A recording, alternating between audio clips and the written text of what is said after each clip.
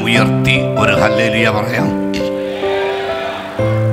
കർത്താവിൻ്റെ അതിപരിശുദ്ധ നാമം വാഴ്ത്തപ്പെടുമാറാകട്ടെ. കടന്നു വന്ന എല്ലാ ദൈവ മക്കൾക്കും, കർത്താവിൻ്റെ വയൽ പ്രദേശത്ത് അധ്വാനിച്ചുകൊണ്ടിരിക്കുന്ന ദൈവദാസന്മാർക്കും, വേഗം വരുന്ന കർത്താവായ യേശു ക്രിസ്തുവിൻ്റെ നാമത്തിലുള്ള എൻ്റെ സ്നേഹ വന്ദനത്തെ അറിയിക്കുന്നു.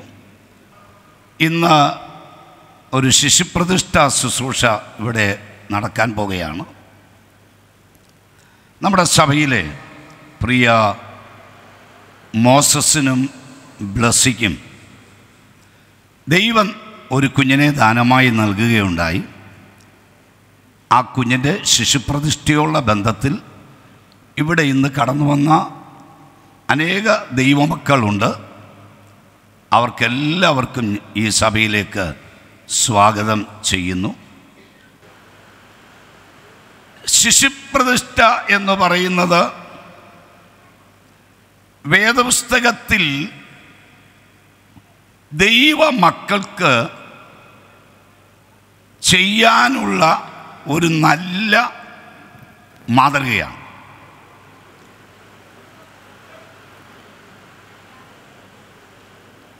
നമ്മൾ ദൈവവചനം പഠിച്ചാൽ ഏകദേശം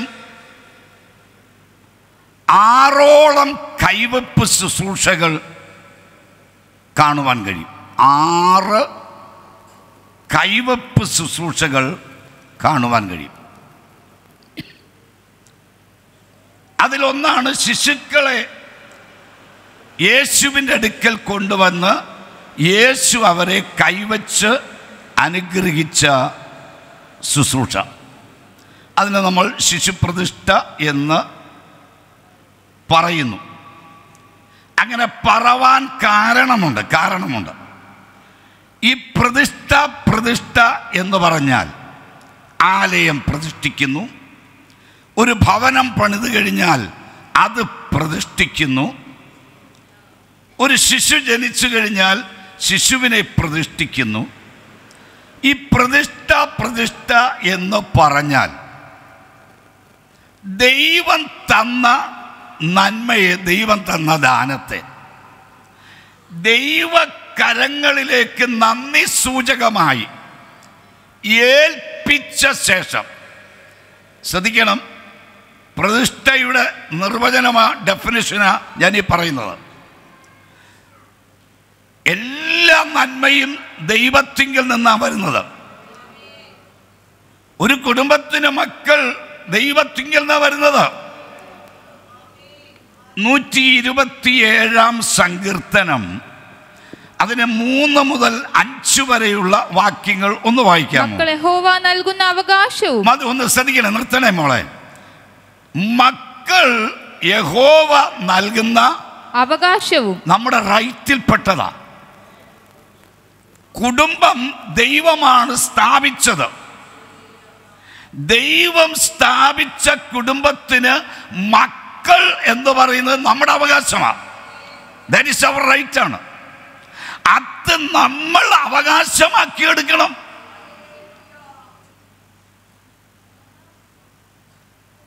മക്കൾ എന്ന് പറയുന്നത് ദൈവം നമുക്ക് നൽകിയ പ്രോമിസാ, വാഗ്ദത്തമാ, നമുക്കുള്ള അവകാശമാണത്.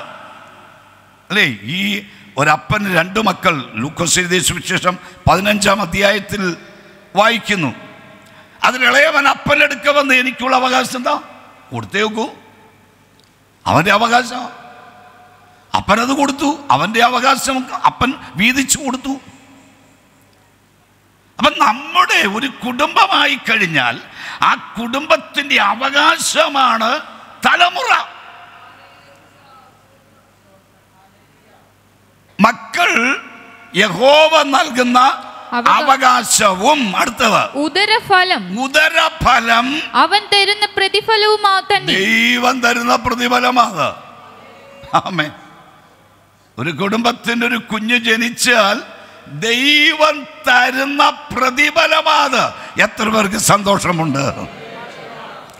ആ ദൈവത്തിങ്കൽ നിന്ന് പ്രാപിച്ച ആ നന്മയെ, പ്രതിഷ്ഠയുടെ ഡെഫിനിഷൻ പറയുക, അതിനെ ദൈവത്തിൻ്റെ കരങ്ങളിലേക്ക് ഏൽപ്പിച്ചു കൊടുത്തിട്ട്, മനസ്സിലാക്കണേ, ഒരു വീട് പണിതാൽ ആ വീട് ദൈവകരങ്ങളിലേക്ക് ഏൽപ്പിച്ച്, ആലയം പണിതാൽ ആലയത്തെ ദൈവത്തിൻ്റെ കരങ്ങളിലേക്ക് ഏൽപ്പിച്ച്, നന്ദി സൂചകമായി ദൈവത്തെ സ്തുതിച്ച് മഹത്വപ്പെടുത്തി ദൈവം തമ്പുരാൻ അതിനെ അനുഗ്രഹിച്ച്, ആ അനുഗ്രഹിച്ച നന്മയെ നാം തിരികെ പ്രാപിക്കുന്നതാണ് പ്രതിഷ്ഠ എന്ന് പറയുന്നത്.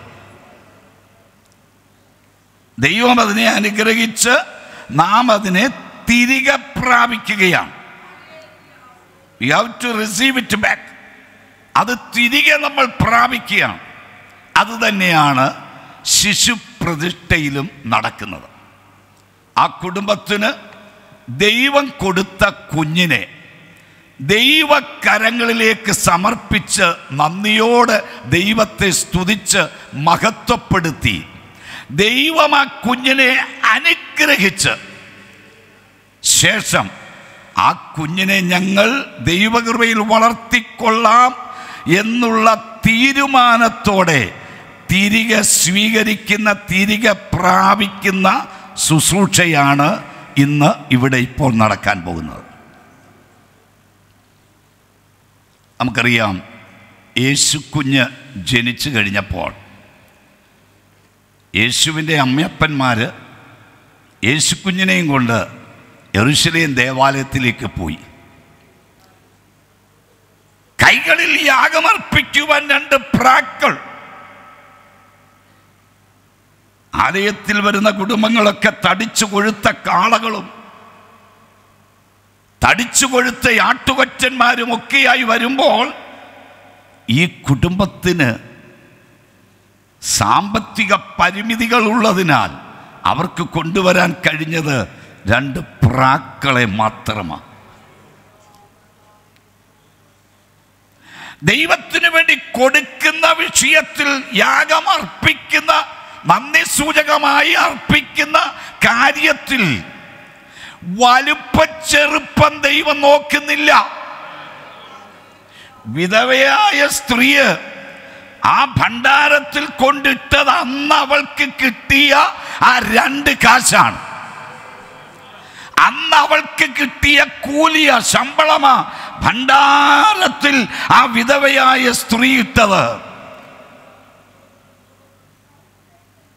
യേശുദമ്പുരാൻ പറഞ്ഞ മറുപടി നമുക്കറിയാം. ഈ ഇട്ടവരിൽ എല്ലാവരിലും വളരെയധികമാണ് ഇവളിട്ടത്. കാരണം അവളുടെ അന്നത്തെ സമ്പാദ്യം മുഴുവനുമാണ് കൊടുത്തത്. നമ്മുടെ ദൃഷ്ടിയിൽ വെറും 2 കാശല്ലേ ഉള്ളൂ, വെറും 2 നാണയമല്ലേ ഉള്ളൂ എന്ന് ചിന്തിച്ചാലും സ്തോത്രം, അവൾക്കന്ന് കിട്ടിയ ശമ്പളമ കൂലിയ അത് മുഴുവനും തൻ്റെ കുഞ്ഞുങ്ങൾക്ക് വേണ്ടി ഒരു വട, ഒരു ഉഴുന്നുവട, അല്ലെ ഒരു പലഹാരം, അല്ലെ ഒരു ബിസ്ക്കറ്റ് കൂടി വാങ്ങി മക്കൾക്ക് കൊടുക്കാൻ മനസ്സ് വെക്കാതെ അവൾക്ക് ലഭിച്ച 2 കാശ് ദൈവത്തിന്റെ ആലയത്തിൽ ഭണ്ഡാരത്തിൽ ഇട്ടവളാണ് അധികം ചെയ്തത്. ഞാൻ മടങ്ങി വരട്ടെ. ശമൂവേൽ, എൽക്കാന, ഹന്ന ദമ്പതികൾക്ക് ജനിച്ചു കഴിഞ്ഞപ്പോൾ അവർ ആ കുഞ്ഞുമായി ആലയത്തിലേക്ക് വന്നു. ദൈവസന്നിധിയിൽ നന്ദി സൂചകമായി ആ ശിശുവിനെ ദൈവത്തിൻ്റെ ആലയത്തിൽ സമർപ്പിച്ചു പ്രാർത്ഥിക്കുക.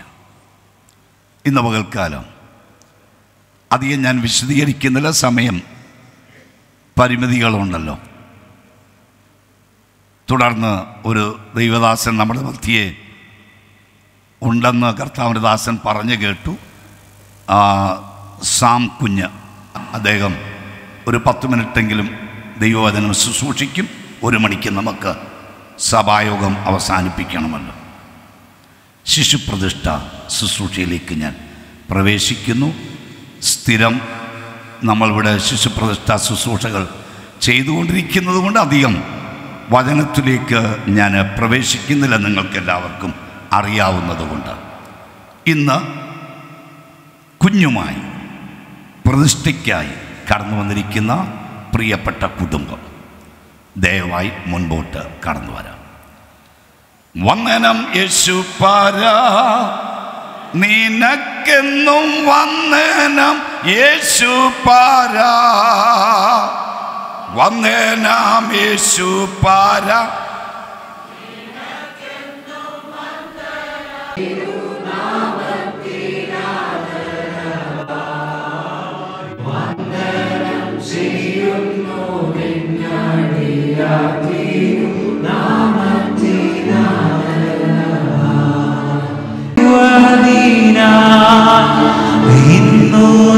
സന്നിധിയിൽ അടിയാർക്കു വന്നു ചേരുവാനീന തന്നതിനുന്നതമാ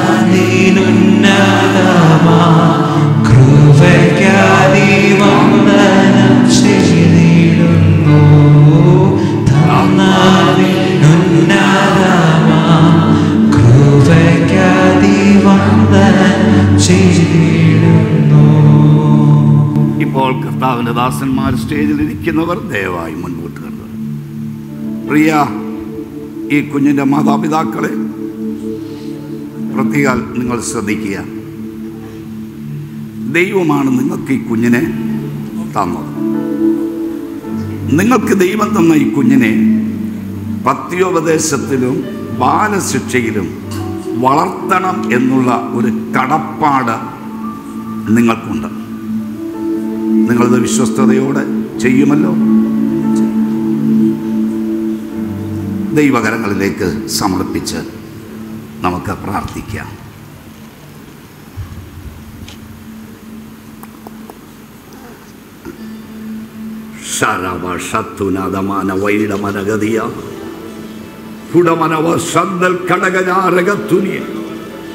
നിത്യനും പരിശുദ്ധനുമായ ഞങ്ങളുടെ സ്വർഗീയ പിതാവേ,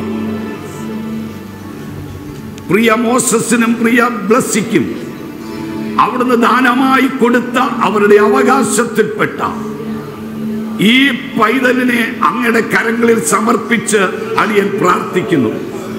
അപ്പ, അവിടുത്തെ തിരുക്കരം ഈ കുഞ്ഞിന്റെ മേൽ വെക്കണമേ. ഈ പൈതലിനെ അവിടുന്ന് അനുഗ്രഹിക്കണമേ കർത്താവേ. ദൈവത്താൽ അനുഗ്രഹിക്കപ്പെട്ട പൈതലായി വളരുവാൻ യാതൊരു ബാലാരിഷ്ടതകളോ യാതൊരു പൈശാചിക പോരുകളോ ഈ കുഞ്ഞിനെ അലട്ടാതെ വണ്ണം ദൈവ കൃപയിൽ അനുദിനം വളരുവാൻ പൈതൽ വളർന്നു, ജ്ഞാനം നിറഞ്ഞു, ആത്മാവിൽ ബലപ്പെട്ടു, ദൈവകൃപയും അവന്റെ മേൽ ഉണ്ടായിരുന്നു എന്ന് വായിക്കുന്ന പ്രകാരം ദൈവകൃപയിൽ ഈ കുഞ്ഞ് വളരട്ടെ കർത്താവേ. അടിയൻ ഈ കുഞ്ഞിനെ അനുഗ്രഹിച്ച് പ്രാർത്ഥിക്കുന്നു. അനുഗ്രഹ വിഷയമായി തീരട്ടെ യേശു ക്രിസ്തുവിൻ നാമത്തിൽ തന്നെ, ആമീൻ. പിതാവിന്റെയും പുത്രന്റെയും പരിശുദ്ധാത്മാവിന്റെയും നാമത്തിൽ തിമോത്തി മോസസ് എന്ന പേരിനാൽ ഈ കുഞ്ഞ് അറിയപ്പെടുമാറാകട്ടെ.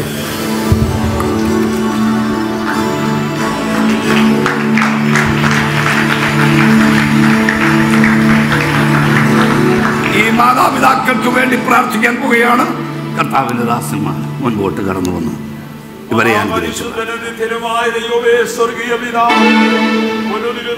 നന്ദിയോടെ സ്തോത്രം കർത്താവേ. പ്രിയ മോസസിന് വേണ്ടി പ്രാർത്ഥിക്കുന്നു, പ്രിയ ബ്ലെസ്സിക്ക് വേണ്ടി പ്രാർത്ഥിക്കുന്നു.